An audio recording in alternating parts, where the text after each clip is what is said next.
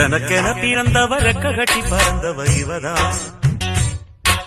தடுக்கிற குறுக்குல இவளுக்கு இணை சொல்ல எவதான். ஊரையெல்லாம் இவதானே கூவி அழைச்சா. ஆசமாம இவன் தான் பாட்டு படிச்சா.